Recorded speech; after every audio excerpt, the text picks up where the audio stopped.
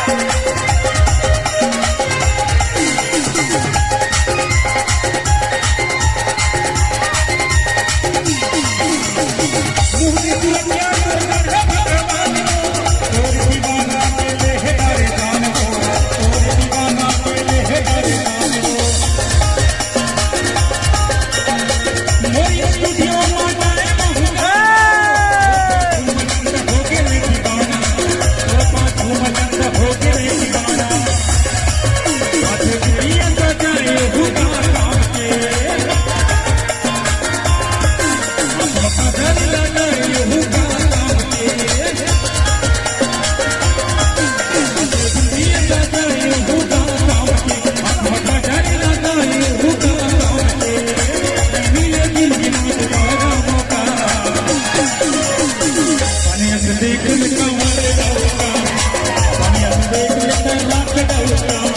बनिया से देख ले सपना में जाऊंगा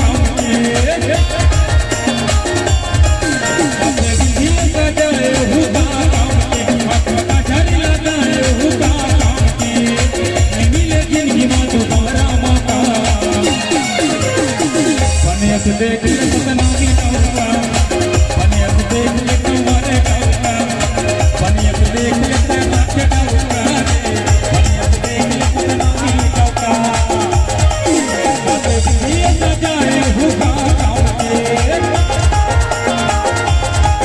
अब पता चल लगाए हुआ काम के अब दिया सजाए हुआ काम के पता चल लगाए दोबारा मौका बनिया से देख ले सपना में जाऊंगा